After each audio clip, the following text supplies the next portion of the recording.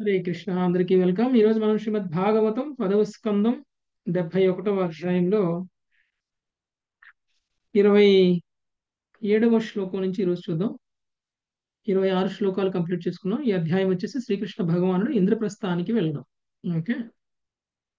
So Sudharma సభలో దూత ద్వారా నారదుడి ద్వారా సందేశాలను విన్నటువంటి శ్రీకృష్ణుడు ఉద్ధవుడి ద్వారా సలహా తీసుకొని ముందుగా ఏం చేయాలి, ఎలా చేయాలి అనేటువంటి దాని మీద ఒక సలహా తీసుకోవడం అనేటువంటిది జరిగింది ఉద్ధవుడితోటి. ఉద్ధవుడు ముందుగా ఇంద్రప్రస్థానికి వెళ్ళమని చెప్పారు. అక్కడి నుంచి భీముడిని తీసుకొని జరాసంధుడి దగ్గరికి వెళ్ళి ఒక బ్రాహ్మణ వేషంలో ద్వంద్వ యుద్ధానికి ఆహ్వానించమని చెప్పారు. అలా చేయడం వల్ల ద్వంద్వ యుద్ధంలో మాత్రమే జరాసంధుడిని గెలవగలుగుతారు. అది కూడా భీముడి చేత మాత్రమే సాధ్యమవుతుంది. ఎందుకంటే భీముడికి 10,000 ఏనుగుల బలం ఉంది కాబట్టి. సో అది కూడా కృష్ణుడి సమక్షంలోనే ఇది జరగాలి అనేటువంటి విషయాన్ని చెప్పారు. దీనికి చాలా మంది ఏకీభవించారు, కొంతమంది మాత్రం ఏకీభవించలేదు.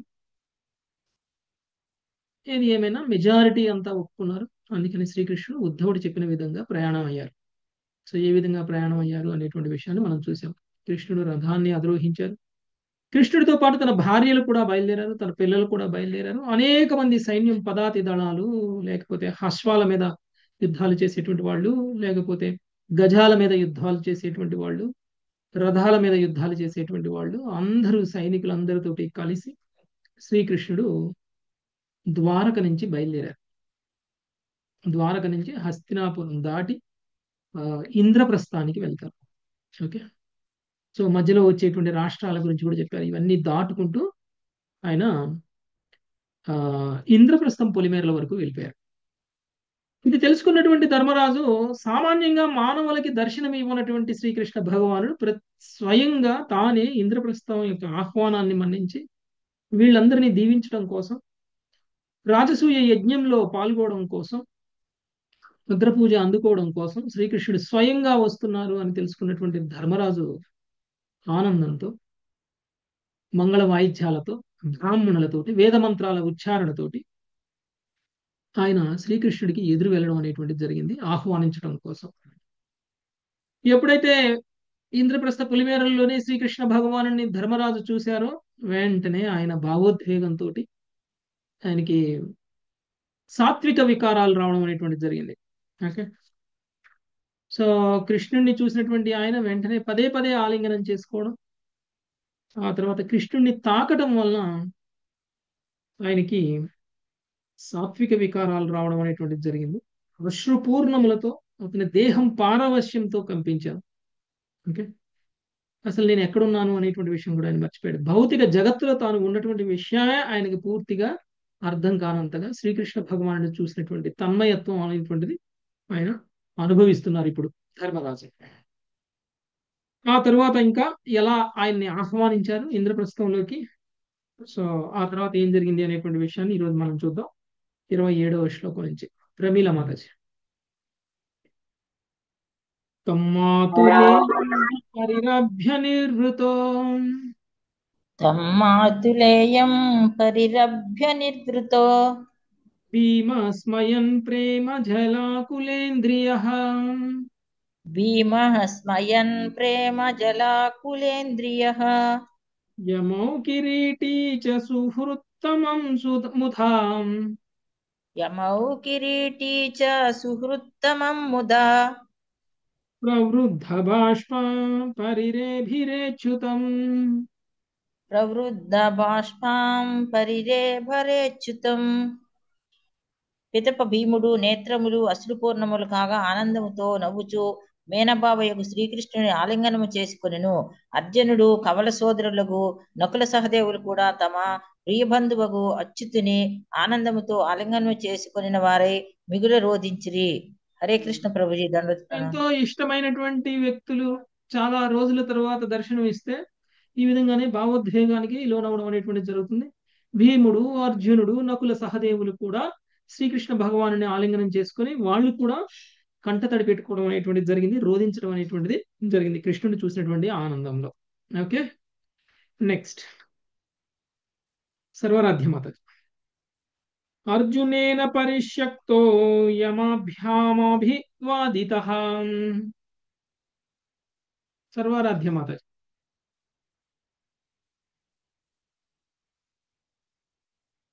ओके, अमृता माता चलो।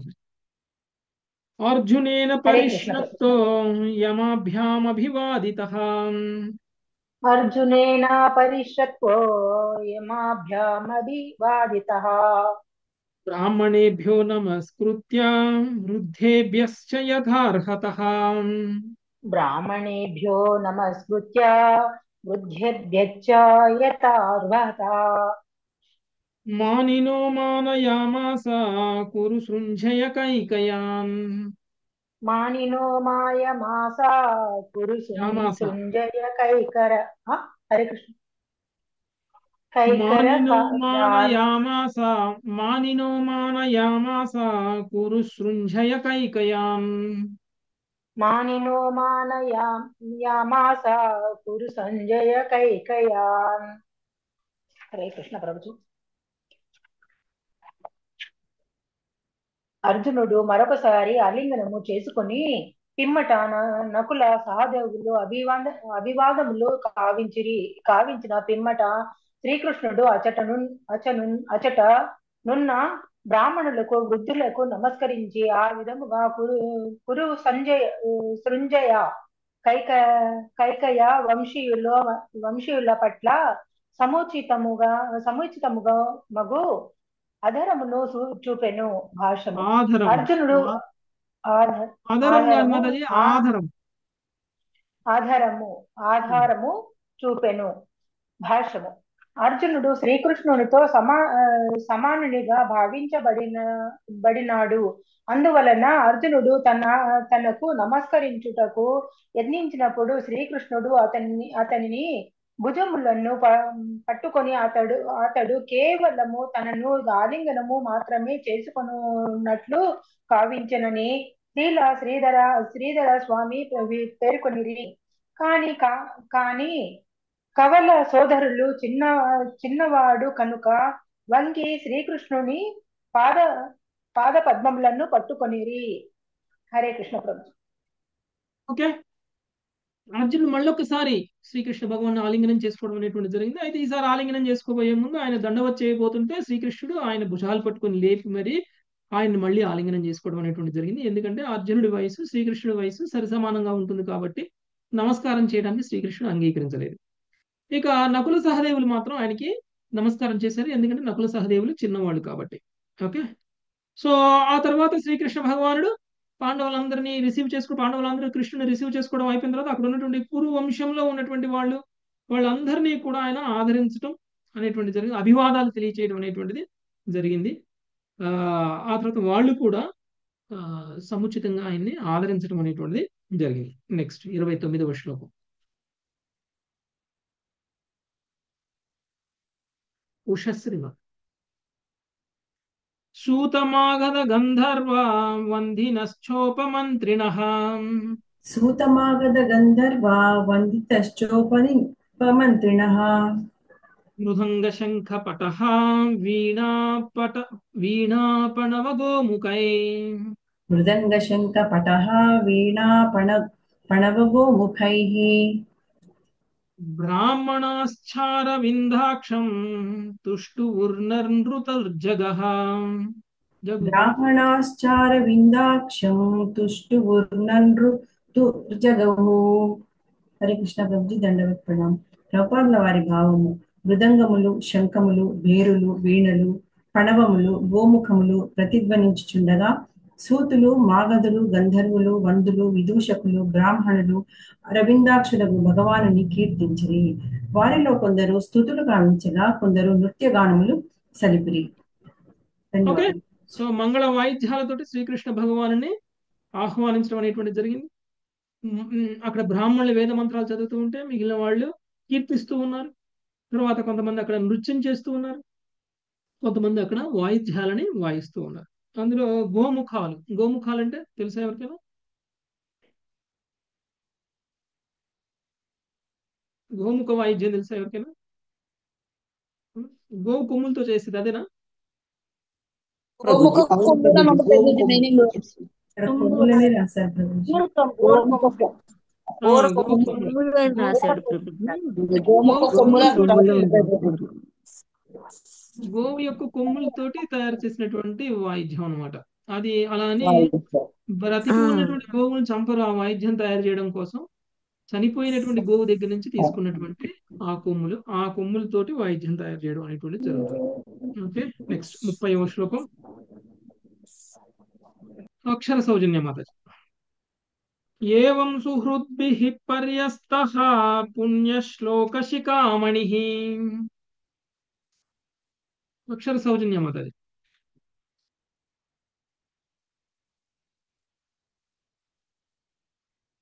ఓకే, హరే కృష్ణ ప్రభుజీ. నరసింహారావు ప్రభుజీ చదవండి. హరే కృష్ణ ప్రభుజీ. ఏవం సుహద్భిం పర్యస్తం పుణ్యశ్లోకాశిఖామణి సంస్తూయమానో భగవాన్ వివేశాలంకృతం పురం. సంతుష్టమానో భగవాన్ వేవేశలాంకృతం పురం.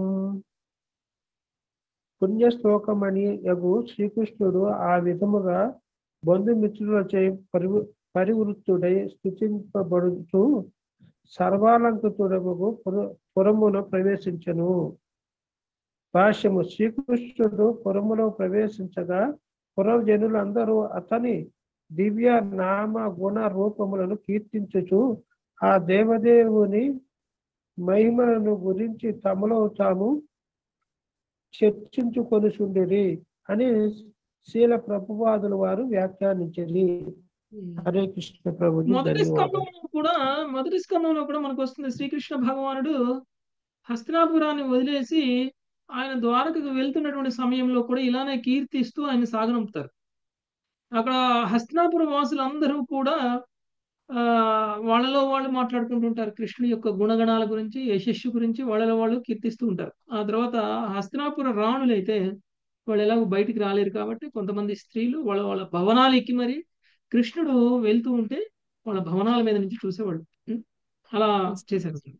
యాక్చువల్గా కృష్ణుడు వెళ్ళేటప్పుడు సందర్భం మొదటి స్కందంలో ఇస్తే, కృష్ణుడు వచ్చేటువంటి సందర్భం 10వ స్కందంలో ఇస్తున్నారు.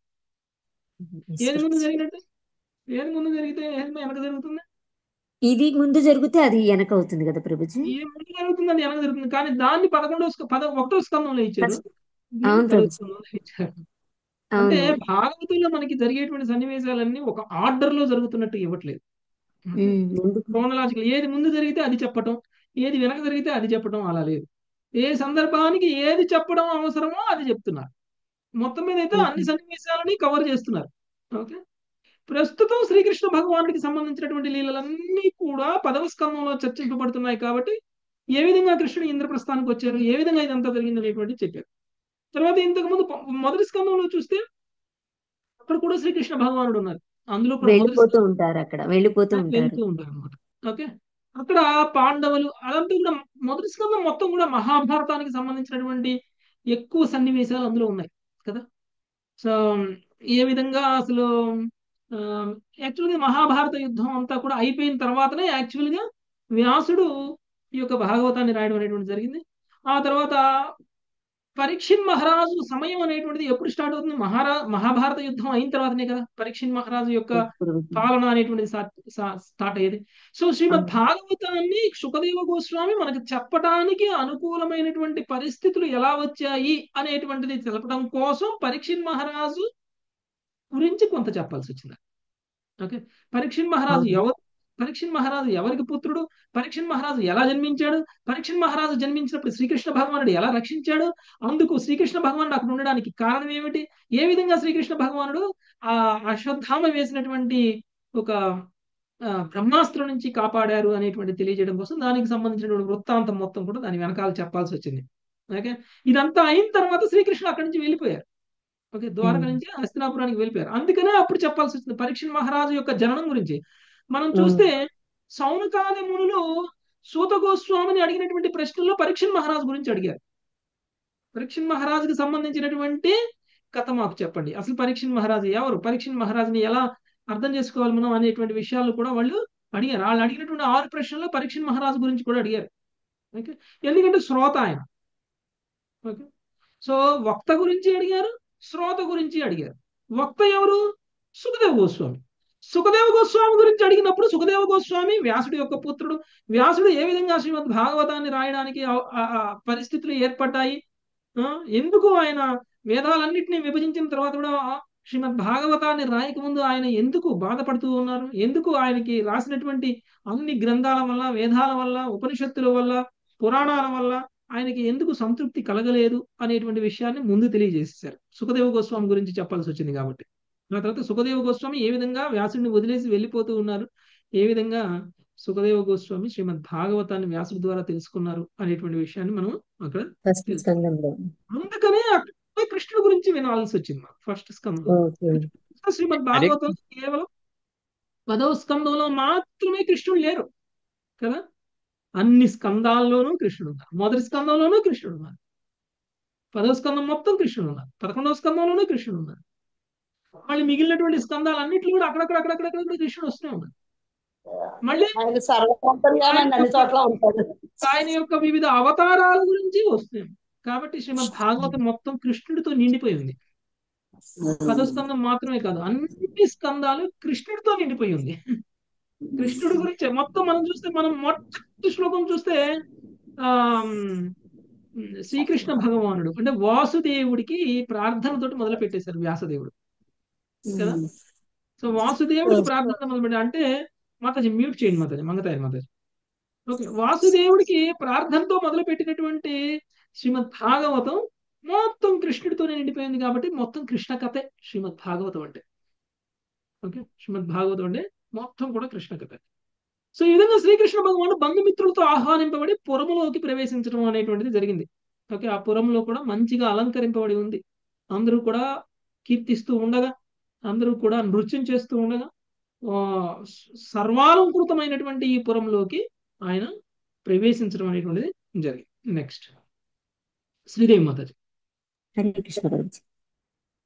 సంసిక్త వర్మా కరిణాం మదగంధతోయై సంసిక్తవర్త్మా కరిణా మదగంధతోయై చిత్రధ్వజై కనకతోరణ పూర్ణకుంభై చిత్రధ్వజై కనకతోరణపూర్ణకుంభైః దృష్టాత్మభిర్న వదుకూల విభూషణస్రాం వృష్టాత్మభిర్నా వదుకూల విభూషణగ్రస్ గంధైర్నృభిర్యువతిభిశ్చ విరాజమానం గంధైర్భిర్యవిత బిశ్చ విరాజమానం ఉద్దీప్తదీపబలిభిః ప్రతిసద్మజాలాం ఉద్దీప్తదీపబలిభిः ప్రతిసద్మజాలా నిర్యాతధూప రుచిరం విలసత్పతాకం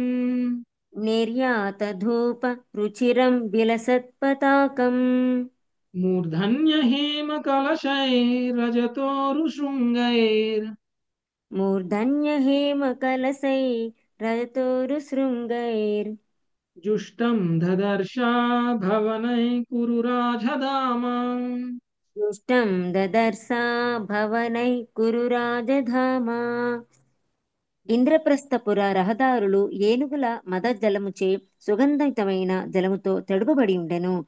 వర్ణమయ ధ్వజములు, కనక తోరణములు, పూర్ణ కుంభములు పురశోభను ఇనుమడింపచేసెను. పురుషులు, యువతులు చక్కని నూతని వస్త్రములతోనూ పూమాలతోనూ ఆభరణములతోనూ అలంకరించుకొని సుగంధ లేపనములను అలదుకొని ఉండిరి. ప్రతి గృహము దీపములతోనూ పూజా ద్రవ్యములతోనూ శోభిల్లుచుండెను. గవాక్ష రంధ్రముల నుండి బయల్వెడలడి ధూపము పురమును మరింత శోభాయమానము కావించుచుండెను. పతాకములు ఎగురుచుండెను. గృహోపరిభాగములు విశాలమగు వెండి పళ్ళెరములలో ఉంచినట్టి సువర్ణ కలశములతో అలంకరించబడెను. ఈ విధంగా శ్రీకృష్ణుడు కురురాజు యొక్క రాజధానిని గాంచెను. భాష్యము. శ్రీకృష్ణుడు ఆ విధముగా పాండవుల పురమున ప్రవేశించిన వాడై రమణీయమగు వాతావరణంను అనుభవించుచు నెమ్మదిగా ముందుకు సాగెను అని ఈ సందర్భమున శ్రీల ప్రభుపాదులు తమ వ్యాఖ్యానమును జోడించిరి. Thank you Prabhuji. Hare Krishna.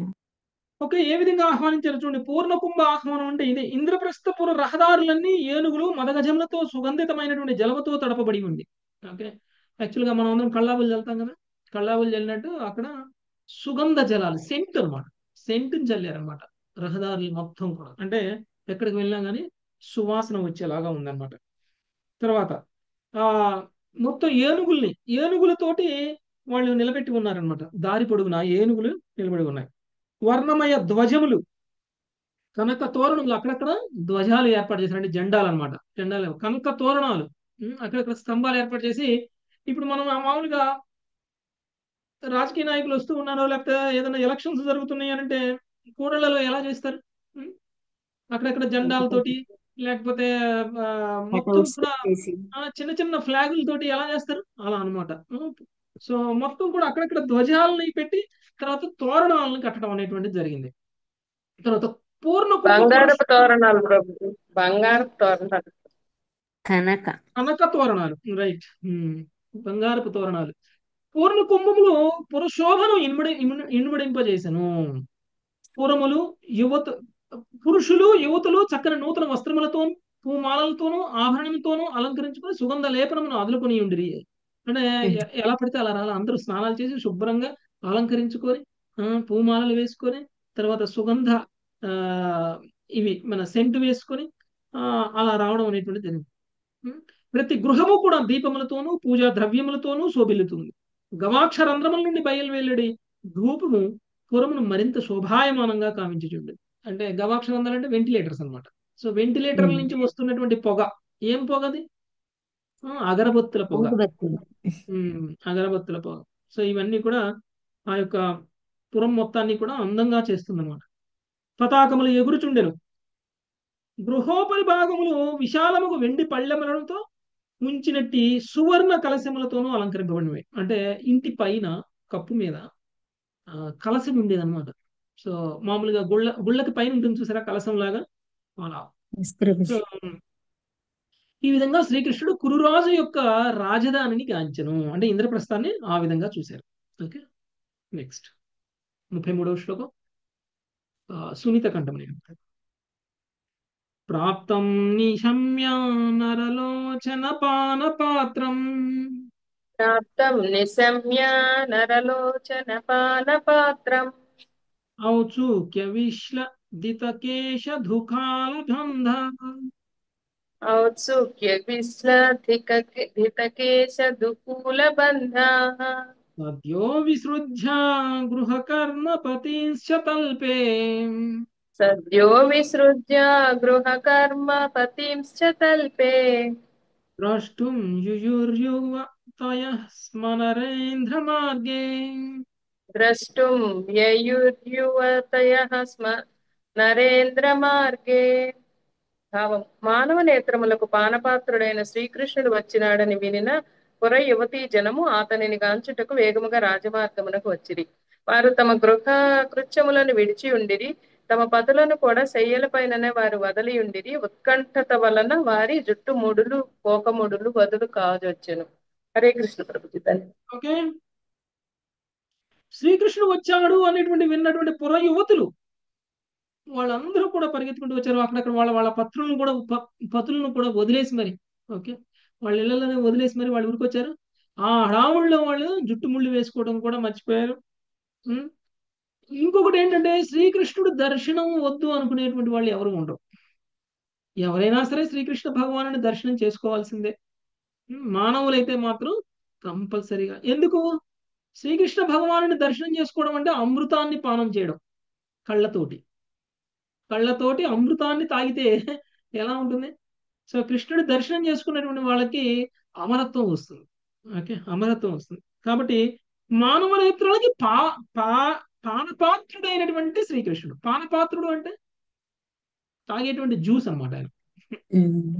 Okay, పానపాత్రుడు. పానం చేయడం అంటే తాగడం. సో ఏంటిదంటే ఇంతకు ముందు కూడా మనకి శ్రీకృష్ణ భగవాన్ దర్శనం గురించి వచ్చినప్పుడు చెవులతో తాగాలి, కళ్ళతో తాగాలి దర్శనంలో, అతని చెవులతో తాగాలి.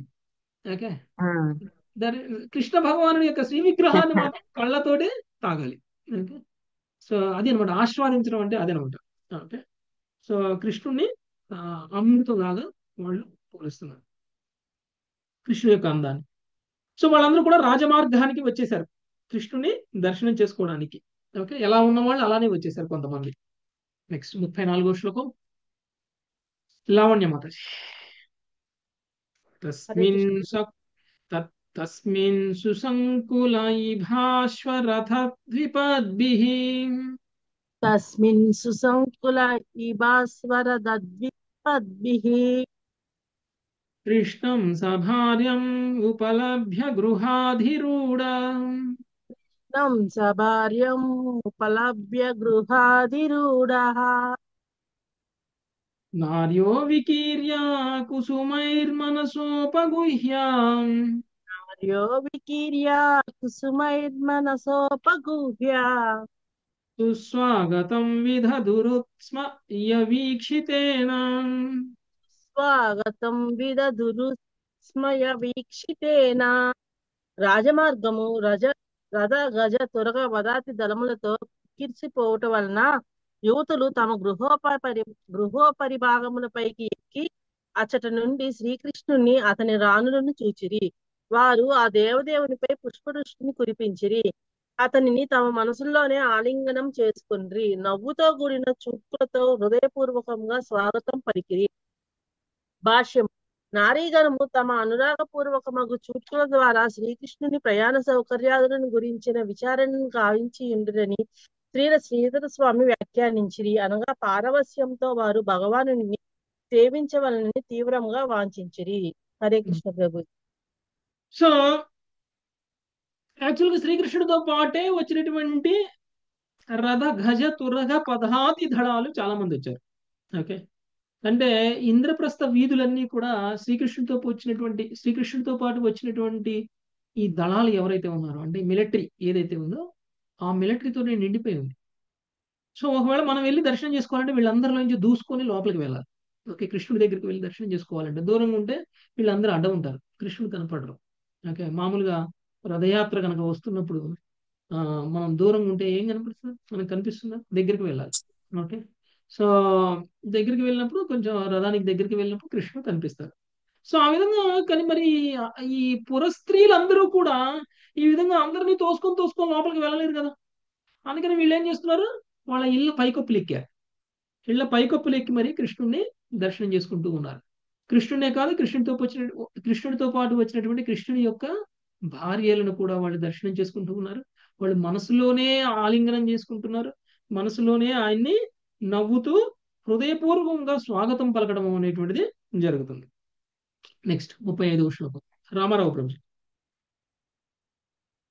ఊచు స్త్రియ పది నిరీక్ష ముకుంద పత్ని ఊచు స్త్రియః పది నిరీక్ష ముకుంద పత్ని తారాయతోడు పసహ కియ కార్యమూభిః తారాధోడు సహసా కిమి కార్యమూభిః చక్షుషాం పురుషమౌళిరుధారహాసాం ప్రత్యక్షుషాం పురుష మౌలిరుదారహాస లీలావలోక కలయోత్సవమాతనోతి.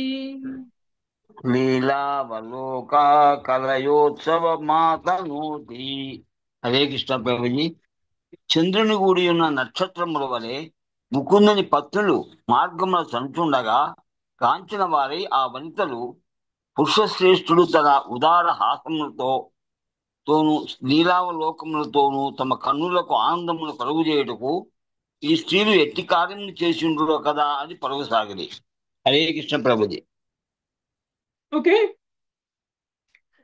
వీళ్ళందరూ కూడా పురవనితులందరూ కూడా ఏమనుకుంటున్నారు అని అంటే, ఏ విధంగా అయితే నక్షత్రాల మధ్య చంద్రుడు ఉండి నక్షత్రాలకే అందాన్ని ఎలా తీసుకొస్తారో ఆ విధంగా శ్రీకృష్ణుడి యొక్క భార్యల నడుమ శ్రీకృష్ణుడు కూడా ఉండడం అనేటువంటిది ఆ శ్రీకృష్ణుడి యొక్క భార్యలు ఎంత అదృష్టం చేసుకుని ఉండాలి కదా. సో పురశ్రేష్ఠుడు తన ఉదార హాసములతోనూ లీలావలోకనములతోనూ తమ కన్నులను ఆనందము కలుగజేయుటకు ఈ స్త్రీలు ఎట్టి కార్యములు చేసి ఉంటురో కదా అని పలుకసాగారు. ఓకే, వీళ్ళ అదృష్టం ఏంటి? వీళ్ళు ఎలాంటి గొప్ప గొప్ప కర్మలు చేయకపోతే ప్రతిరోజు శ్రీకృష్ణ భగవాను దర్శనం చేసుకుంటూ ఉంటారు, ఆయన యొక్క లీలల్ని చూస్తూ ఉంటారు స్వయంగా వాళ్ళ కళ్ళతోటే. ఇప్పుడు ఇంద్రప్రస్థంలో ఉన్నటువంటి కన్యలందరూ కూడా శ్రీకృష్ణ భగవానుడికి సంబంధించినటువంటి లీలల్ని కేవలం వింటున్నారు, చూస్తున్నారా? చూడట్ల. కానీ శ్రీకృష్ణ భగవానుడి యొక్క భార్యలకి స్వయంగా వాళ్ళ కళ్ళతోనే శ్రీకృష్ణ భగవానుడు ఏం చేస్తున్నారో దినచర్యలన్నీ కూడా చూసేటువంటి అవకాశం ఉంది. అంటే వీళ్ళు ఎంత అదృష్టవంతులు, ఎంత పుణ్యం చేసుకున్న వాళ్ళు, వాళ్ళ కార్యాలు ఎంత గొప్పవైతే కాకపోతే శ్రీకృష్ణుని ప్రతిరోజు వాళ్ళు దర్శనం చేసుకోగలుగుతున్నారు అని వాళ్ళ యొక్క గొప్పతనాన్ని కూడా వాళ్ళు తలుచుకుంటున్నారు. నెక్స్ట్ 36 ఇందుమతి మాతాజీ. నెక్స్ట్ ప్రభు ఎన్నో అధ్యాయం ప్రభు? 71వ అధ్యాయం 36వ శ్లోకం. ఇందుమతి మాతాజీ. తత్ర తత్రోపసంగమ్య పౌరమంగళపాణయః తత్ర తత్రోపసంగమ్య పౌరమంగళపాణయః చక్రుః సపర్యాం కృష్ణాయ శ్రేణీముఖ్యాః తైన సహ చక్రుః సపర్యాం కృష్ణాయ శ్రేణీముఖ్యాః తైన సహ. పలు చోట్ల పురజనులు కృష్ణుని కొరకు మంగళ ద్రవ్యములను తీసుకొని ముందుకు వచ్చిరి. పాపరహితులకు వ్యాపార ప్రముఖులు ఆ దేవదేవుని అర్చించిరి. భాష్యము: శ్రీకృష్ణుడు ఆ రీతిగా మార్గమున చనుచుండగా ఐశ్వర్యవంతులు, మర్యాదస్తులు, పాపరహితులునైన కొందరు ధనిక పురజనులు అప్పుడప్పుడు భగవానుని పురమునకు ఆహ్వానించు నిమిత్తము పలు మంగళకర ద్రవ్యములను వసగిరి. వినమ్రులకు సేవకులుగా వారు ఆ దేవదేవుని అర్చించిరి అని శ్రీల ప్రభుపాదులు వ్యాఖ్యానించిరి. హరే కృష్ణ ప్రభు. ఓకే, పురజనులు కృష్ణుడి కొరకు మంగళ ద్రవ్యములను తీసుకుని ముందుకు వచ్చి పాపరహితములకు వ్యాపార ప్రముఖులు ఆ దేవదేవుని అర్చించిరి. సో అక్కడక్కడ వాళ్ళు మంగళ ద్రవ్యాలని కూడా వాళ్ళు ఉంచడం అనేటువంటిది జరిగింది. సో అక్కడ ఉన్నటువంటి వ్యాపారస్తులు కూడా కృష్ణుని అర్చించడము అనేటువంటిది జరిగింది. ఓకే, అంటే వాళ్ళు వ్యాపారం చేసే వాళ్ళ దగ్గర ఈ మంగళ ద్రవ్యాలు అవన్నీ కూడా ఉంటాయి. వాళ్ళందరూ కూడా కృష్ణుడి సేవ కోసం వాళ్ళు వాటన్నిటిని కూడా ఉపయోగించడం అనేటువంటిది జరిగింది. నెక్స్ట్ 37వ శ్లోకం శ్రీవాణి మాతాజీ. అంతఃపుర జనై ప్రీత్యా ముకుంద పుల్లలోచనై అంతఃపురజనైః ప్రీత్యా ముకుందః పుల్లలోచనైః ససంభ్రమైరభ్యుపేతః ప్రావిశద్రాజమందిరం ససంభ్రమైరభ్యుపేతః ప్రావిశద్రాజమందిరం. అంతఃపురజనులు విప్పారిన నేత్రములతో తత్తరపాటుగా ముందుకు వచ్చి ముకుందునికి ప్రేమతో స్వాగతమొసగగా ఆ దేవదేవుడు రాజమందిరమును ప్రవేశించెను. హరే కృష్ణ ప్రభు. ధన్యవాదాలు. సో అంతఃపుర జనులు మొత్తం కూడా శ్రీకృష్ణ భగవాను స్వాగతం పిలగా ఆ దేవదేవుడు రాజమందిరంలోకి ప్రవేశించారు, అంటే ఇంద్రప్రస్థం లోపలికి వచ్చేసారు. నెక్స్ట్ 38వ శ్లోకం లక్ష్మీ ఆత్మకూర్మ. వృధా విలోక్య భ్రాత్రేయం కృష్ణం త్రిభువనేశ్వరం వృధా విలోక్య భ్రాంతేయం కృష్ణం త్రిభువనేశ్వరం ప్రీతాత్మోత్థాయ పర్యంకాత్ సుష్ణుషా పరిషస్వజే ప్రీతాత్మోత్థాయ పర్యంకాత్ సుష్ణాష పరిషస్యజే. త్రిలోకాధిపతి మేనల్లుడు నైనా శ్రీకృష్ణుని గాంచినంతట కుంతీదేవి యొక్క హృదయము ప్రేమతో నిండిను. కోడలితో కూడా ఆమె తన పర్యాంకము నుండి లేచి అతనిని ఆలింగనము చేసుకొనెను. భాష్యము: సుప్రసిద్ధురాలైన ద్రౌపదియే కుంతీదేవి కోడలు. హరే కృష్ణ ప్రభుజీ. ధన్యవాదాలు. ఓకే, కోడలతో కూడి కుంతీదేవి అక్కడికి రావడం అనేటువంటిది జరిగింది. ఎందుకంటే ఇంద్రప్రస్థం లోపలికి వచ్చిన తర్వాత వీళ్ళు పలకరిస్తున్నారు, అంటే వీళ్ళందరూ ఇంద్రప్రస్థాన్ని దాటి బయటికి రాలేదు. ఓకే, కుంతీదేవి కానీ ద్రౌపది కానీ ఇంద్రప్రస్థాన్ని దాటి వాళ్ళు రాలేదు. స్త్రీలు రాకూడదు, అందుకని వాళ్ళు రాలేదు. అది కూడా అంతఃపుర స్త్రీలు రాకూడదు. సో మేనల్లుడు రాగానే శ్రీకృష్ణుని గాంచినంతనే కుంతీదేవి యొక్క హృదయం ప్రేమతో నిండిపోయింది. కోడలతో పాటు ఆమె తన పర్యంకం నుంచి లేచి అతనిని ఆలింగనము చేసుకునేను. నెక్స్ట్ సుజాత మాత. గోవిందం గృహమానీయ దేవదేవేశమాదృతః గోవిందం గృహమానీయ దేవదేవేశమాదృతః పూజ పూజయామ్నామి దత్కృత్యం ప్రమోదోపహతో నృప. పూజయామ్నా విదకృత్యం ప్రమోదోపహతో నృపః. ధర్మరాజు దేవదేవుడకు గోవిందుని పర పరమాదర పరమాదరముతో స్వగృహములోనికి తీసుకొని వచ్చను. అతడెంతగా ఆనంద విషగుడయ్యనగా పూజ విధానమునని అతడు మరిచిపోయింది. భాష్యము. శ్రీకృష్ణుని గృహములోనికి తీసుకుని వచ్చినంతటా ఆనందముతో ధర్మరాజు ఎంతగా సంభ్రమమునకు గురి అయ్యనగా ఆ సమయమున శ్రీకృష్ణుని ఆదరించి చక్కగా అర్చించుటకు తానేమి చేయవలనన్న విషయమును అతడు పూర్తిగా మర్చిపోయాను అని ప్రభుపాదుల వారు వ్యాఖ్యానించిరి. హరే కృష్ణ ప్రభుజీ. వచ్చినటువంటి వ్యక్తులు వచ్చినటువంటి వ్యక్తులు అంత ముఖ్యమైనటువంటి వాళ్ళు కాబట్టి వాళ్ళు వచ్చారు అనేటువంటి ఆనందంలో రీతు రివాజులు కూడా మర్చిపోయారు అనమాట. ఓకే, ధర్మరాజు పూర్తిగా ట్రాన్స్ లో ఉన్నారు ఆయన. ఓకే, ఇంతకు ముందే చెప్పుకున్నాం. అసలు ఆయన ఈ భౌతిక విషయంలోనే ఉన్నాను అనేటువంటి విషయాన్ని మర్చిపోయారు ఆయన ధర్మరాజు. అంత తన్మయత్వంలో ఉన్నారు ధర్మరాజు, శ్రీకృష్ణుని దర్శనం చేసుకున్నటువంటి తన్మయత్వం. ఓకే, అందుకనే ఆయన్ని సాదరంగా ఆహ్వానించి పూజ చేయాలి అనేటువంటి విషయాన్ని కూడా ఆయన మర్చిపోయి ఆయన ఆహ్వానించి లోపలికి తీసుకెళ్ళడం అనేటువంటిది జరిగింది ధర్మరాజు. నెక్స్ట్ 40వ శ్లోకం. శోభారాణి మాతాజీ. పితృష్వసుర్గురు స్త్రీణాం కృష్ణశ్చక్రేభివాదనం పితృష్వసుగురుస్త్రీణాం కృష్ణచక్రేభివాదనం స్వయం చ కృష్ణాయ రాజన్ భగిన్యా చాభివందితః. స్వయం చ కృష్ణాయ రాజన్ భగిన్యా చాభివందితః. రాజా శ్రీకృష్ణుడు తన మేనత్తకు పెద్దల భార్యలకు నమస్కరించెను.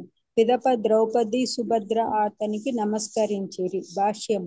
కుంతీదేవికి అంతఃపురములోని ఇతర వృద్ధ వనితలకు శ్రీకృష్ణుడు పరమానందముతో అభివాదములు కావించెను. అతని సోదరి అయిన సుభద్ర కూడా ద్రౌపదితో పాటు అచ్చట నిలబడి ఉండెను. అప్పుడు వారిరువురు ఆ దేవదేవుని పాద పద్మములకు నమస్కరించిరి అని శ్రీల ప్రభుపాదులు వ్యాఖ్యానించారు. హరి కృష్ణ ప్రభు.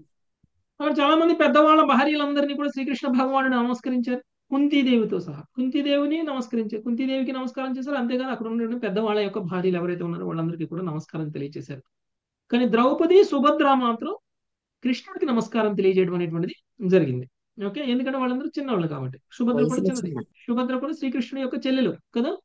అందుకనే సుభద్ర ద్రౌపదితో కలిసే ఉంది అక్కడ. అందుకని వాళ్ళిద్దరూ కలిసి నమస్కారం తెలియజేయడం అనేటువంటిది జరిగింది. నెక్స్ట్ 41, 42. సునీత కంఠమనేనమాట. స్వస్రా సంచోదిత కృష్ణ కృష్ణ పత్నిశ్చ సర్వశః. స్వస్రా సంచోదిత కృష్ణ కృష్ణ పత్నిశ్చ సర్వశః. ఆనశ్చ రుక్మిణీం సత్యాం భద్రాం జాంబవతీం తదా. ఆనశ్చ రుక్మిణీం సత్యాం భద్రాం జాంబవతీం తథా. కాళిందీం మిత్రవిందాం చ శైభ్యాం నాగ్నజితీం సతీం. కాళిందీం మిత్రవిందాం చ శైభ్యాం నాగ్నజితీం సతీం. అన్యాశ్చాభ్యాగతాయాస్తు వాసస్రన్మండనాదిభిః. అన్యాశ్చాభ్యగతాయాస్తు వాసః స్రన్మండనాదిభిః. భావం. అత్తగారిచే ప్రోత్సహింపబడినదే ద్రౌపది శ్రీకృష్ణుడి పత్నులైన రుక్మిణి దేవిని, సత్యభామను, భద్రను, జాంబవతిని, కాళిందిని, మిత్రవిందను, సేవ్యను, నాగ్నజితిని వారితో పాటు అచ్చటనున్న అతని ఇతర పత్నులను అర్చించెను. ఆమె వారిని వస్త్రమాల్యాభరణ కానుకలతో చక్కగా ఆదరించెను. హరే కృష్ణ ప్రభుజీ. ఓకే, ద్రౌపది ఇంటి కోడలు కాబట్టి అత్తగారు తెలియజేశారు, నువ్వు వెళ్ళి వాళ్ళందరికీ కూడా పూజ చేయమని. ఓకే, సో మనకి ముఖ్యమైనటువంటి రాణులు 8 మంది గురించి మనకి తెలుసు. ఏ విధంగా ఒక్కొక్కళ్ళని వివాహం చేసుకున్నారు అనేటువంటి విషయం ఇంతకు ముందు అధ్యాయాల్లోనే మనం చూసాము. వాళ్ళ పేర్లన్నీ ఇక్కడ వచ్చాయి. రుక్మిణీదేవి, సత్యభామ, జాంబవతి, భద్ర, కాళింది, మిత్రవింద, శైభ్య, నాగ్నజితి. ఓకే, వీళ్ళతో పాటు మిగిలినటువంటి భార్యలు కూడా వాళ్ళందరికీ కూడా పూజించి వాళ్ళందరికీ కూడా బట్టలు పెట్టారు, చీరలు పెట్టారు. ఓకే, పెట్టి వాళ్ళని చక్కగా ఆదరించడం అనేటువంటిది జరిగింది. నెక్స్ట్ 43 మంగతాయర్ మాత. ప్రభుజీ మనకి ఇక్కడ స్లైబి అన్నారు కదా, మనకి అప్పుడు చెప్పిన దాంట్లో లక్ష్మణ అని వచ్చింది కదా ప్రభుజీ. లక్ష్మణ అన్న స్లైబి అన్న ఒకటేనేమో మరి. ఓకే ప్రభుజీ. ఎస్ ప్రభుజీ. మిగిలిన పేర్లన్నీ మ్యాచ్ అయ్యాయి, ఇది ఒక్కటే. ఓకే ప్రభుజీ. హరే కృష్ణ. సైభ్యం. 43 మంగతాయర్ మాత. శిబి వంశస్థురాలు అని చెప్పేసింది ప్రభుజీ. శిబి వంశస్థురాలేనా లక్ష్మణ? లక్ష్మణ అంతే ప్రభుజీ. ఓకే, అంతేనండి. ఎవరు మాతాజీ? మంగతాయర్ మాతాజీ. శేషరత్న మాతాజీ చదవండి. హరే కృష్ణ మాత. సుఖం నివాసయామాస ధర్మరాజో జనార్దనం. సుఖం నివాసయామాస ధర్మరాజో జనార్దనం. ససైన్యం సానుగామత్యం సభార్యం చ నవం నవం. ససైన్యం సానుగామత్యం సభార్యం చ నవం నవం. ధర్మరాజు శ్రీకృష్ణునికి వసతి ఏర్పాటు కావించి అతనితో పాటు వచ్చిన రాణులు, సైన్యము, మంత్రి, కార్యదర్శులు అందరూ సుఖముగా వసించున్నట్లు చూచెను. పాండవులకు అతిథులుగా ఉన్నప్పుడు ప్రతిరోజు వారికి క్రొత్త క్రొత్త అనుభూతి కలిగినట్లు అతడు ఏర్పాట్లు కావించెను. శ్రీల ప్రభుపాదుల వారి భాష్యము. ఈ తాత్పర్యములో శ్రీల ప్రభుపాదుల వారి దేవాది దేవుడు శ్రీకృష్ణ భగవానుడు గ్రంథము నుండి గ్రహింపబడినది. హరే కృష్ణ ప్రభు. మన ఇళ్లలో పెళ్లిళ్ళు జరుగుతుంటే ఆడపెళ్లి వారు ఇంటి దగ్గరికి మగ పెళ్లి వారు వెళ్తారు కదా వివాహం చేసుకోవడానికి. సో వెళ్ళినప్పుడు మగ పెళ్లి వాళ్ళు పెళ్లి కొడుకు ఒక్కడే వెళ్తాడా? పెళ్లి కొడుకుతో పాటు చాలా మంది వెళ్తారు కదా. వాళ్ళ ఊరు చుట్టాలందరూ, వాళ్ళ చుట్టాలందరూ, వాళ్ళ ఊళ్ళు వాళ్ళందరూ అందరూ వెళ్తారు. వీళ్ళందరికీ విడిది ఏర్పాట్లు చేస్తారు. వాళ్ళు వచ్చి 100 మంది 150 మందికి విడుదల ఏర్పాటు చేయడానికి మన వల్ల కాదు కదా. మనం ఎంతో ఇబ్బంది పడతాం. ఎప్పుడు వెళ్ళిపోతారా వీళ్ళు అన్నట్టు చూస్తాం. ఓకే, కానీ ఇప్పుడు ఎంతమంది వచ్చారు కృష్ణుడితో పాటు? కొన్ని అక్షోహిణ సైన్యం వచ్చారు. ఓకే, కొన్ని అక్షోహిణ సైన్యం వచ్చారు. కృష్ణుడు పత్రులే వేలల్లో ఉంటారు.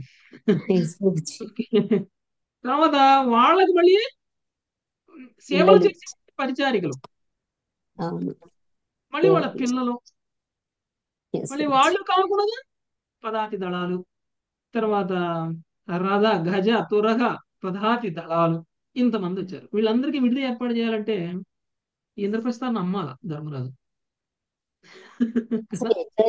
ప్రభుజీ అసలు అంతమందికి వామ్మో. వీళ్ళందరూ ఒక్క రోజు కాదు మళ్ళీ ఉండేది. ఓకే, కురుక్షేత్ర యుద్ధం అయిపోయేదాకా ఉన్నారు నాకు కదా. కురుక్షేత్ర యుద్ధం కొంతమంది వెళ్ళిపోయారు అనుకోండి. ఏదైనా కానీ ఇంద్రప్రస్థంలో ఎంతమంది ఉన్నారో సుమారు అంతమంది వీళ్ళు ఉన్నారు. వీళ్ళందరికీ విడుదల ఏర్పాటు చేశారు. వీళ్ళందరికీ కూడా మళ్ళీ ఏ ఒక్కళ్ళకి ఎలాంటి లోటు లేకుండా వీళ్ళందరినీ చూసుకునేటువంటి ఏర్పాట్లన్నీ కూడా ధర్మరాజు చేయడం అనేటువంటిది జరిగింది. ఓకే, కొత్త కొత్త అనుభూతి కలిగినట్లు అతను ఏర్పాట్లు కావాల్సిన. మళ్ళీ అలా కాదు, మళ్ళీ నార్మల్ గా కాదు, ఎవరికి వాళ్ళకి ఏర్పాటు చేసినటువంటి విడుదల చూసి ఆహా ఇలా చేశారా అనుకునేలా చేశారు. ఓకే, ఎప్పుడు విననట్టుగా, ఎప్పుడు చూడనట్టుగా, ఎప్పుడు అలాంటి విడిదిలో ఉండనట్లుగా చేశారు ధర్మరాజు. ఓకే, అది నెక్స్ట్ 44 సర్వారాధ్య మాతాజీ. తర్పయిత్వా ఖాండవేన వహ్నిం పాల్గుణ సంయుతః. హరే కృష్ణ ప్రభుజీ. తనకున్నాము. తర్పయిత్వా ఖాండవేన వహ్ని పాల్గుణ సంయుతః. మోచయిత్వా మయం యేన రాజ్ఞే దివ్యా సభాకృతాం. మోచయిత్వా మయం యేన రాజ్ఞే దివ్యా సభాకృత. ఉవాస కతి చిన్మాసాన్ రాజ్ఞః ప్రియచికీర్షయాం.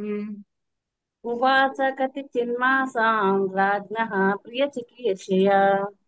విహరన్ రథమారుహ్య పాల్గుణేన భటైర్వృతః. విహరన్ రథమారుహ్య పాల్గునేన భటైర్వృతః. హరే కృష్ణ. ధర్మరాజునకు ప్రియమును కలిగించగోరిన వాడే శ్రీకృష్ణుడు ఇంద్రప్రస్థపురమున పలు మాసము వసించను. ఆ సమయమున అతడు అర్జునుడు భాండవనమును అర్పించి అగ్నిదేవుని సంతుష్టపరిచిరి. వారు మాయాదానముని రక్షించగా వాడు ధర్మరాజునకు ఒక దివ్య సభాభవనము నిర్మించి ఇచ్చెను. అట్లే భగవానుడి సేనా పరివృత్తుడై అర్జునుడితో కూడి రథములో వ్యవహరించుచుండెను. ప్రభుపాదుల వారి భాష్యం. ఈ సమయంలోనే శ్రీకృష్ణుడు అర్జునుని సహాయముతో భాండవ వనమును దహించుటకు అగ్నిదేవుని అనుమతించి అతనికి సంతోషం కలిగించను. దావాగ్ని చెలరేగినప్పుడు ఆ వనంలో దాగి ఉన్నట్టు మాయాసుడిని శ్రీకృష్ణుడు రక్షించను. ఆ విధంగా రక్షించబడిన వాడే మాయాసుడు పాండవుల పట్ల శ్రీకృష్ణు పట్ల కృతజ్ఞత కలిగి ఒక దివ్య సభాభావాన్ని నిర్మించి ఇచ్చాను. ఈ ప్రకారం దేవదేవుడు శ్రీకృష్ణుడు ధర్మరాజునికి ప్రియమును కలిగించగోరి పలు మాసం ఇంద్రప్రస్థం నందే వసించాను. ఆ సమయంలో అతడు అటునిటి విహరించు ఆనందించారు. అర్జునుడితో కూడి అతడు రథం నందు ప్రయాణించుండగా పలువురు సైనికులు వారిని అనుసరించారు అని శ్రీల ప్రభుపాదులు వ్యాఖ్యానించారు. శ్రీమద్ భాగవతం నందరి శ్రీకృష్ణ భగవానుడు ఇంద్రప్రస్థమునకు వెడలుట అను దశమ స్కందంలోని 71వ అధ్యాయమునకు కృష్ణ కృపామూర్తి శ్రీ శ్రీల ఏసి భక్తి వేదాంత స్వామి ప్రభుపాదుల వారి వినమ్ర శిష్య ప్రణీతమగు భాష్యము సమాప్తము. Thank you Prabhuji. హరే కృష్ణ. ఇంద్రప్రస్థ భవనం యొక్క నిర్మాణానికి సంబంధించినటువంటి పూర్వ వృత్తాంతం గురించి ఒకసారి గుర్తు చేస్తున్నారు అనమాట ఇక్కడ. సో ఏ విధంగా ఇంద్రప్రస్థ భవనం ఏర్పడింది అని ఖాండవ ప్రస్థం ఇచ్చారు యాక్చువల్ గా పాండవులకి. ఖాండవ ప్రస్థం అంటే అక్కడ ఎవరు మనుషులు ఉండరు అనమాట. ఓన్లీ కేవలం బాంబులు ఉంటాయి, కేవలం జంతువులు ఉంటాయి, క్రూరమైనటువంటి మృగాలు ఉంటాయి. అక్కడ ఎవరు కూడా మనిషి కూడా వెళ్ళడానికి భయపడేటువంటి ప్రదేశం. అలాంటి ప్రదేశాన్ని ఇస్తే వీళ్ళు ఏమి అభివృద్ధి చేస్తారు? అక్కడ అక్కడ జనమే వెళ్ళి ఉండరు. అలాంటి చోట వీళ్ళు ఏమి అభివృద్ధి చేస్తారులే, వీళ్ళకి ఇచ్చినట్లు ఉండదు, ఇచ్చినట్లు ఉంటుంది అన్న ఉద్దేశంతో దుర్యోధనుడు పన్నాగం పన్ని ఆయనకి ఖాండవప్రస్థం ఇచ్చేలా చేస్తారు. ఖాండవప్రస్థ దహనం చేసినప్పుడు అగ్నిదేవుడు ఖాండవప్రస్థం మొత్తం కూడా దహించినప్పుడు అక్కడ ఉన్నటువంటి దానవులందరూ కూడా పారిపోతూ ఉంటారు. చివరికి అక్కడ మయధానవుడు కూడా ఉన్నారనమాట. మయధానవుడు రక్షింపబడడం కోసం వచ్చి శ్రీకృష్ణుడికి అర్జునుడికి శరణాగతుడైతే మయధానవుడిని రక్షించడం అనేటువంటి జరుగుతుంది. అప్పుడు మయధానవుడు వాళ్ళకి కృతజ్ఞతగా ఇంద్రప్రస్థ భవన నిర్మాణం చేయడం అనేటువంటిది జరిగిందనమాట. సో ఇంద్రప్రస్థాన్ని ఎవరు నిర్మించారు? మయదానవుడు. మయదానం. అందుకని దీన్ని మయసభ అని కూడా అంటారు. మయసభ అని కూడా అంటారు. ఈ మయసభలోనే దుర్యోధనుడికి అవమానం జరిగింది. ద్రౌపది లేనట్టు లేని చోట ఉన్నట్టు కనపడుతుంది. సో అలాంటి ఇంద్రప్రస్థాన్ని మయధానవుడు నిర్మించడం అనేటువంటిది జరిగింది. సో అది అది అగ్నిదేవుడిని సంతృష్టి పరచడం కోసం ఖాండవ దహనాన్ని చేయడం అనేటువంటిది జరిగింది అన్నమాట. సో అగ్నిదేవుడు కూడా అంతకుముందు బాగా యజ్ఞాలు చేసి బాగా ఆ యజ్ఞాలలో అర్పించినటువంటి అహిషులన్నింటినీ కూడా తినడం వలన ఆయనకి అజీర్ణం చేసింది అన్నమాట అగ్నిదేవుడికి. సో ఏ విధంగా ఆయన అజీర్ణాన్ని పోగొట్టుకోవాలంటే ఖాండవ ప్రస్థాన్ని దహిస్తే తప్ప ఆయన అజీర్తి పోదు. అందుకని కృష్ణుడు ఈ ఉపాయం చేసి ఖాండవ ప్రస్థాన్ని మొత్తం కూడా డెవలప్ చేశారనమాట. ఇప్పుడు ఏ విధంగా అమరావతి డెవలప్ అవుతుందో అలా, అమరావతి ఎలా డెవలప్ అవుతుందో అలా అనమాట. Okay, right. సో ఈ విధంగా శ్రీకృష్ణ భగవానుడు ఇంద్రప్రస్థానికి ఎంటర్ అయిపోయారు. సో ఊరుకుంటారా? ఇంకా నెక్స్ట్ కార్యక్రమం ఏంటి? ఇంకా రాసి ఏంది? అగ్రపూజ చేస్తారు కదా ప్రభుజీ, అగ్రపూజ చేయాలి కదా కృష్ణుడికి. అవన్నీ తర్వాత వచ్చిన పని ఏంటి? చంపడానికి ఇప్పుడు పన్నాగం ఓకే, ఉద్ధవుడు అదే కదా చెప్పి పంపించాడు. సో జరాసంధుడు వధ అనేటువంటిది నెక్స్ట్ అధ్యాయం. ఓకే ఓకే, శ్రీదేవి మాత చదవండి జరాసంధ వధ సమ్మరి చదవండి. జరాసంధ వధ. ధర్మరాజు విజ్ఞప్తిని వినిన శ్రీకృష్ణుడు భీమసేనుని ద్వారా జరాసంధుని పరాజితుని కావించిన విధము ఈ అధ్యాయంలో వర్ణించబడినది. ఒకనాడు శ్రీకృష్ణుడు రాజసభలో ఆసీనుడై ఉండగా ధర్మరాజు అతనితో ఇట్లు పలికెను: దేవా, నేను రాజసూయ యజ్ఞమును నిర్వహింపగోరుచున్నాను. నీ భక్తిత సేవ పట్ల అభిరుచి లేనట్టి జనులు నీ భక్తుల యొక్క శ్రేష్టతను అభక్తుల యొక్క హీనతను ఈ యజ్ఞం నందు స్వయముగా గాంచగలరు. వారు నీ చరణ కమలములను కూడా దర్శించగలరు. శ్రీకృష్ణ భగవానుడు ధర్మరాజు యొక్క ప్రస్తావమును మిగుల శ్లాఘించుచు ఇట్లు పలికెను: నీ యోచన మహోత్కృష్టముగా ఉన్నది. అది నీ యశస్సును విశ్వమందంతటను విస్తరింపజేయగలదు. నిజమునకు సకల జీవులు ఈ యజ్ఞము జరగవలనని వాంఛింపవలసి ఉన్నది. అయినను ఈ యజ్ఞమును సుసాధ్యమనర్చుటకు తొలత నీవు పృథ్వీ అందలి రాజులందరినీ ఓడించి అవసరమైన సమస్త సాధనా సామాగ్రిని సంగ్రహింపవలసి ఉన్నది. కృష్ణుని వాక్కులచే సంతుష్టుడైన ధర్మరాజు దిగ్విజయ యాత్రకు తన సోదరులను పంపెను. తాము వెడలని దిక్కులోని రాజులను జయించిన పిమ్మట లేదా వారి స్వామి భక్తిని సాధించిన పిమ్మట వారు సమృద్ధిగా ధనరాశులను ధర్మరాజుకు తెచ్చిచ్చిరి. అయినను జరాసంధుడు పరాజితుడు కాలేదని వారు తెలియచేసిరి. జరాసంధుని అణచేడి విధమును గురించి ధర్మరాజు ఆలోచించుచుండగా ఉద్ధవుని సలహా ప్రకారము ఆ కార్యమును చేసేడి పద్ధతిని శ్రీకృష్ణుడు అతనికి తెలియచేసెను. అంతటా భీమార్జునులు శ్రీకృష్ణుడు బ్రాహ్మణుల వేషమును ధరించిన వారై బ్రాహ్మణ భక్తుడగు జరాసంధుని నివాసమునకు వెడలిరి. వారు తమను బ్రాహ్మణులుగా జరాసంధునికి పరిచయము కావించుకొని అతని అతిథి సత్కార ఖ్యాతిని మిగులు ప్రశంసించి తాము కోరినది ఒసగమని అర్థించిరి. వారి శరీరములందు గల విల్లుత్రాడు గుర్తులను చూచిన జరాసంధుడు వారు క్షత్రియులే గాని బ్రాహ్మణులు కాదని ఎరింగియు భీతుడైనను వారి కోరిక ఏదైనను తీర్చదని ప్రతిజ్ఞ కావించను. అప్పుడు శ్రీకృష్ణుడు తన మారువేషమును తొలగించి తనతో ద్వంద్వ యుద్ధము చేయమని అడిగెను. శ్రీకృష్ణుడు ఒకసారి యుద్ధరంగం నుండి పారిపోయిన కారణమున పిరికివాడని పలుకుచూ జరాసంధుడు దానికి సమ్మతింపలేదు. వయస్సులోను రూపంలోను తనకన్నను చిన్నవాడు అనడి నెపమున అర్జునుడితో యుద్ధమును కూడా వాడు నిరాకరించను. కాని భీముడు తనకు తగిన విరోధి అని వాడు భావించిన వాడై జరాసంధుడు వానికొక గదనిచ్చి తానొక గదను తీసుకుని పురము వెలుపలకు వచ్చి యుద్ధము చేశాను. యుద్ధము కొంతకాలము సాగిన పిమ్మట ప్రతి ద్వంద్వులిరువురును అత్యంత సమానులు కనుక ఎవరికి విజయము సంప్రాప్తించదని సుస్పష్టమయ్యను. అప్పుడు శ్రీకృష్ణుడు ఒక చెట్టు కొమ్మను చీల్చి జరాసంధుని వధించేడు విధమును భీమునకు చూపెను. భీముడు జరాసంధుని నేలపైన పడవైచి వాని ఒక పాదమును నొక్కిపట్టి రెండవ పాదమును చేతులతో పట్టుకుని గుదభాగం నుండి శిరము వరకు 2 ముక్కలుగా చీల్చివేశను. జరాసంధుడు మరణించుటను గాంచిన అతని బంధువులు ప్రజలు హాహాకారములు కావించిరి. పిదప శ్రీకృష్ణుడు జరాసంధుని యొక్క సుతుని మగధకు రాజుగా చేసి జరాసంధుడు బంధించినట్టి రాజులందరినీ విడుదల కావించెను. Thank you Prabhuji. Hare Krishna. Okay, Hare Krishna. So ఏ విధంగా జరాసంధుని చంపబోతున్నారు? యాక్చువల్గా శ్రీకృష్ణ భగవాన్ని ఏం చేయాలి అని అడిగినప్పుడు ముందు నువ్వు రాజులందరినీ ఓడించాలి. ప్రపంచంలో ఉన్నటువంటి రాజులందరూ నీకు శత్రువులైనటువంటి వాళ్ళందరినీ ఓడించిన తర్వాత అప్పుడు వాళ్ళ ఆస్తులన్నీ నీకు వస్తాయి. అప్పుడు నువ్వు రాజసూయ యజ్ఞం చేస్తే సఫలీకృతం అవుతుంది. రాజసూయ యజ్ఞం చేయగలదు. రాజసూయ యజ్ఞం చేయాలంటే కూడా చాలా ఆస్తి కావాలి కదా, చాలా డబ్బుతో కూడుకున్నటువంటి పని అనమాట. సో అలాంటి రాజసూయ యజ్ఞం చేయాలంటే ముందు ఆస్తులు సమీకరించాలి. అంతేకాదు శత్రువులందరినీ ఓడించాలి అని చెప్పడం జరిగింది. శత్రువులందరినీ ఓడించేటువంటి భాగంలో జరాసంధుని కూడా చంపడానికి ఆయన చేసినటువంటి పన్నాగం ఏదైతే ఇంతకుముందు ఉద్ధవుడు సలహా ఇచ్చాడో సలహా ప్రకారం జరాసంధుని కూడా చంపడం అనేటువంటిది జరిగింది. ఓకే, నెక్స్ట్ డీటెయిల్ గా చూద్దాం ఒక్కొక్క శ్లోకంలో ఏముందో. ఉమాపతి ప్రభుజీ. శ్రీ శుకౌవాచ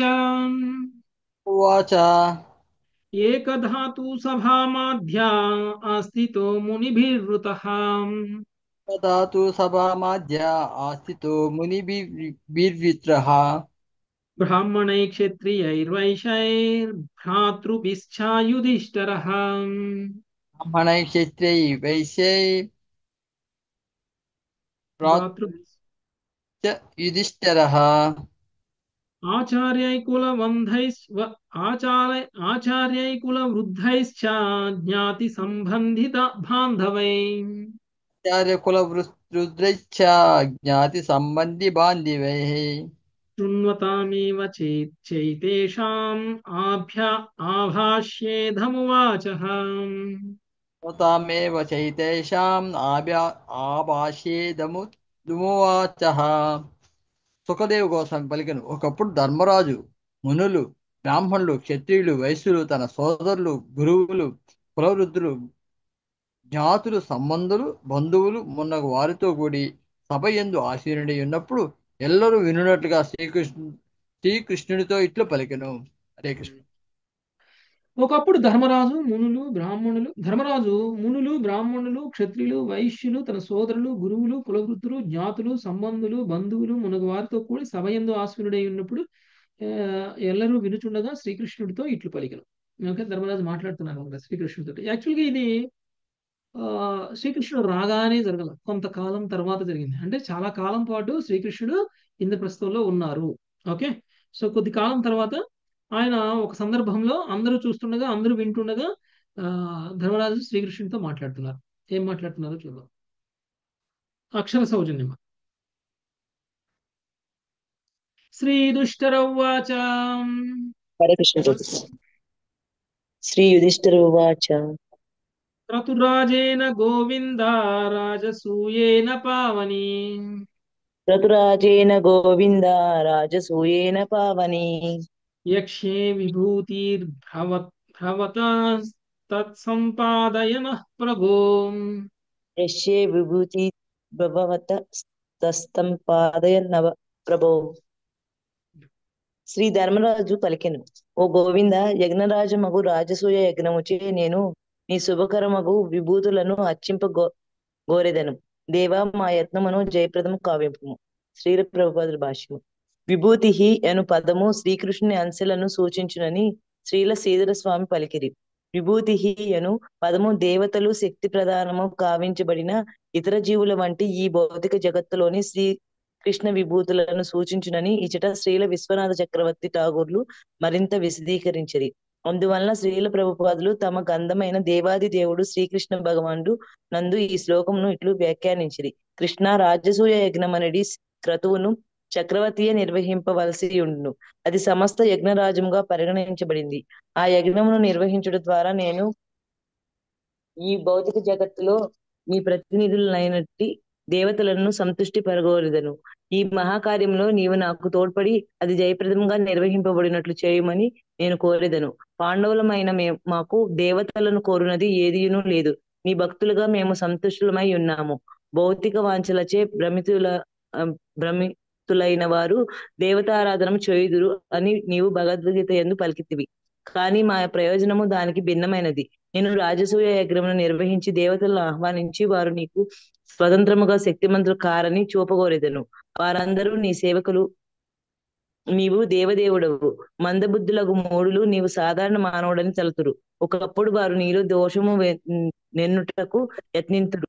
ఒకప్పుడు నీకు అపకీర్తిని కలిగింతురు. కనుక రాజసూయ యజ్ఞమును కావించి బ్రహ్మరుద్రాది దేవతలతో పాటు ఇతర లోకాధిపతులను ఆహ్వానించి అట్టి సమస్త విశ్వదేవతల మహాసభలో నీవే దేవుడువని ఎల్లరూ నీ దాసులే అని నేను ప్రమాణీకరింపగోరెదను. హరే కృష్ణ ప్రభుజీ. ధన్యవాదాలు. రాజసూయ యజ్ఞము అనేటువంటిది చూడటానికి భౌతిక ప్రయోజనం కోసం చేసేటువంటి యజ్ఞంలా కనిపిస్తుంది. ఎందుకనంటే ఆయన ఏకఛత్రాధిపత్యంగా చక్రవర్తి అవ్వాలి అని కోరికతో చేస్తున్నటువంటి యజ్ఞం ఇది. అయితే ధర్మరాజు ఈ యజ్ఞం చేయడానికంటే ముందు పూర్తి జ్ఞానంతో ఉన్నారు. ఆయన ఏమంటున్నారు, నీ విభూతులన్నింటినీ కూడా నేను సంతృప్తి పరచాలని కోరుకుంటున్నాను ఈ రాజసూయ యజ్ఞం ద్వారా. అప్పుడే నాకు వాళ్ళందరి ఆశీస్సులు ఉంటాయి. ఆ తర్వాతనే నేను ఏకఛత్రాధిపత్యంగా ఈ యొక్క చక్రవర్తిని కాగలుగుతాను అనేటువంటి విషయాన్ని చెప్తున్నారు. ఎవరు కృష్ణుడి యొక్క విభూతులు? కృష్ణుడి యొక్క విభూతులన్నింటినీ కూడా ఆయన ఆరాధించాలి అనుకుంటున్నారు. కృష్ణుడి యొక్క విభూతులు ఎవరు అని అంటే దేవీ దేవతలందరూ కదా. సో దేవీ దేవతలందరూ కూడా కృష్ణుడి యొక్క సేవకులు. అయితే ధర్మరాజు ఈ యజ్ఞం చేయడానికంటే ముందు ఈ సమస్త సృష్టికి కూడా శ్రీకృష్ణ భగవానుడు దేవాది దేవుడు అనేటువంటి విషయాన్ని రుజువు చేయడం కోసం చేస్తున్నట్లు. ఆయన కేవలం ఏకఛత్రాధిపత్యంగా చక్రవర్తి అవ్వాలి అనేటువంటి కోరిక మాత్రమే కాదు, ఈ సమస్త సృష్టిలో ఉన్నటువంటి ప్రజలందరూ కూడా శ్రీకృష్ణ భగవానుడి యొక్క ఆధిపత్యాన్ని లేకపోతే దేవదేవుడు అనేటువంటి విషయాన్ని అంగీకరించలేదు. వాళ్ళందరూ కూడా కృష్ణుడి యొక్క శక్తిని తక్కువ అంచనా వేస్తున్నారు. కృష్ణుడు చూసి సామాన్యమైనటువంటి మానవుడిగా భావిస్తున్నారు. హేళన కూడా చేస్తున్నారు కొంతమంది అనేక సందర్భాలు. సో వీటన్నిటికీ ఫుల్ స్టాప్ పెట్టాలనుకున్నారు ధర్మరాజు. అది ఎలా సాధ్యమవుతుంది అంటే రాజసూయ యజ్ఞంలో బ్రహ్మ రుద్రులతో పాటు దేవతలందరినీ పిలిచి అక్కడ ఉన్నటువంటి వాళ్ళందరిలో గొప్ప వాళ్ళకి అగ్రపూజ చేయాలి అని నిర్ణయించినప్పుడు ఆ అగ్రపూజ కేవలం కృష్ణుడికే చేసినప్పుడు, అది కూడా అక్కడ ఉన్నటువంటి వాళ్ళందరూ దేవతలందరూ కూడా అగ్రపూజకి కేవలం కృష్ణుడు మాత్రమే అర్హుడు అనేటువంటి విషయాన్ని ఏకగ్రీవంగా ఒప్పుకోవడం జరుగుతుంది.